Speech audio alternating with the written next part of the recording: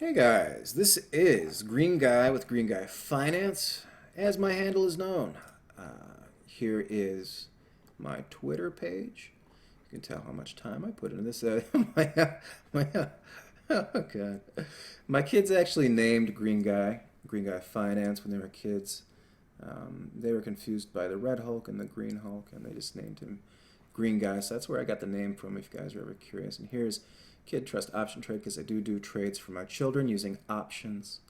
And this is where I put my entries, exits, and this is more of my commentary page. But if you do like the video, please retweet, please follow, or just post a comment, because I do go through everything that you guys give me for many reasons. One is some of my contentions aren't always right, and just having another voice makes me at least defend my positions. So I found over the years it's made me a better trader, just having people follow, question, and even if you think it's a silly question, just post it anyway, because there's really no stupid question when it comes to a marketplace, because it is a large world to live in.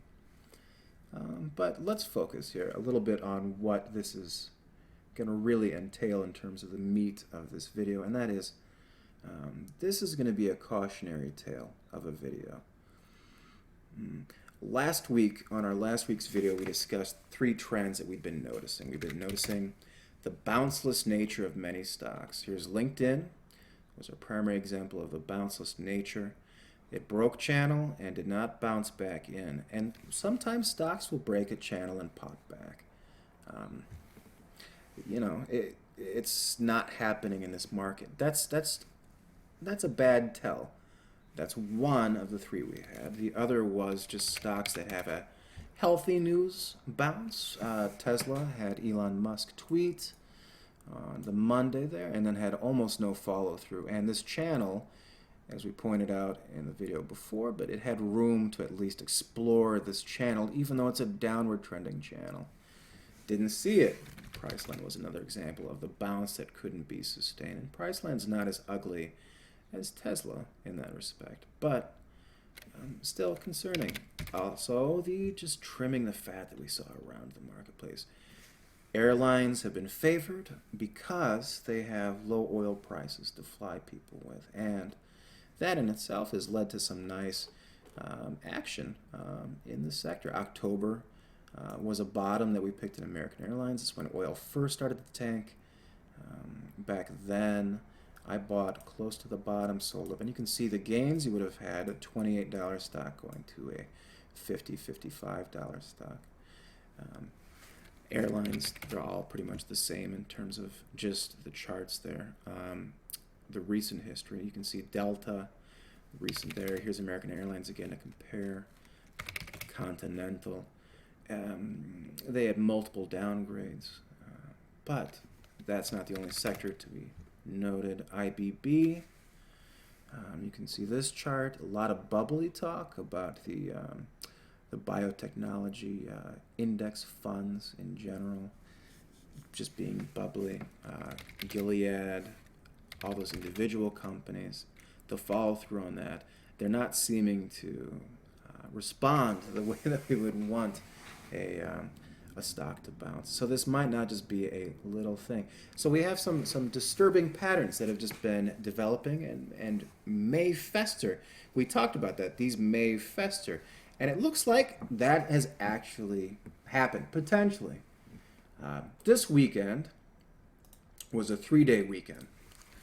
And we missed one important report that came out on Friday.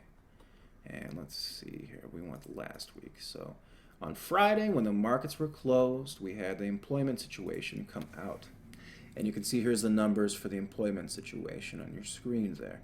We had an actual of 126, consensus range 200 to 271. So, given the past history of what we've noticed with the stocks when this happens, we would expect a bad news is good news, because more people are afraid of the interest rate hike. So a bad report would not lead to a down market, but more of an up market, because it means they're going to have to push back interest rate hikes. Well, that's not what we're seeing at all. If you haven't caught the news, Futures are looking horrible right now. This is CNBC's site, just an easy place to grab the futures quickly. You can see this, S&P 500 minis are down 18. So that's a pretty significant move.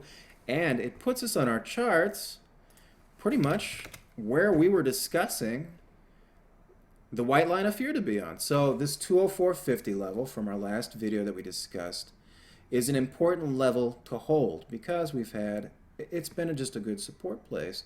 1, 2, 3 touches. You can count that as maybe 4 touches on the 204.50 level on the SPY.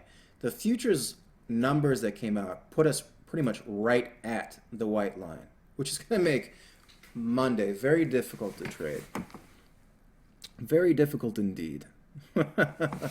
On top of just the odd reaction to the bad news, which is a new thing, which makes it more disturbing, just in the fact that it's a new pattern, makes us think that maybe we're going to have a correction, is this. The SPXS, there's an article reading about just the amount of outstanding shares and the increasing amount of cash that's being flown into this. This, if you're not familiar with inverse funds, they are essentially just a short that you can buy, that if the market goes down, this will go up in value and you'll make money like that. So instead of shorting the SPY, you buy stock in this. It's the same thing. So it seems like there's big bets being made for the market to take a downside plunge. And that correction discussion is nothing new. We have had this enormously long bull run that's been going on for years and years and years and years. And we have not yet seen a true correction. So just the nature of what we've been seeing, is this confirmatory that we're going to have correction? No. No, it's not. But the fact that we're seeing this new behavior emerge again, where bad news is bad news again, makes us think that there's something deeper bubbling here that's uglier than what we were dealing with since the beginning of this year. It's something that we have to be very careful with. This upcoming Monday, I'll tell you what I'm expecting to see, just from what we've been discussing here with just the new pattern and just starting with the opening so close to that 204.50. You're going to see things open up very slowly. You're not going to see a whole lot of things being played out. Things that you might think would have been buys for a day trade, I would think would be a little slower to get off the bat.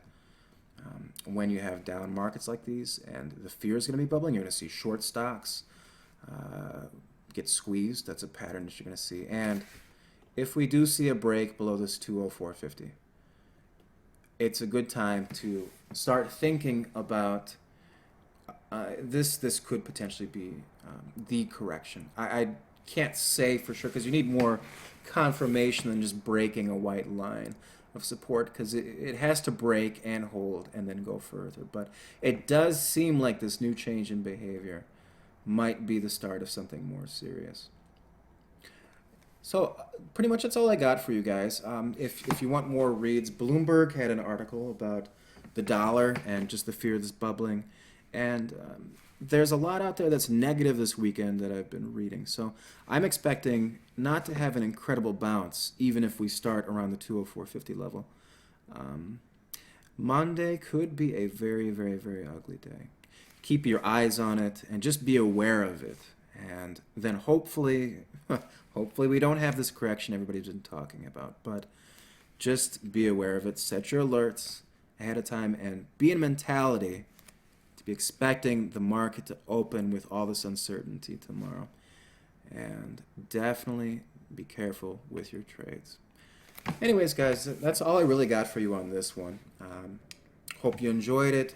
Hope it wasn't just a pure waste of 10 minutes of your time. But even if it was, comment and tell me why and tell me what things you'd like to see otherwise. Okay? Have a good one. I'm going to go read a book, I think, and then catch some late news in an hour or two. All right, guys, take care.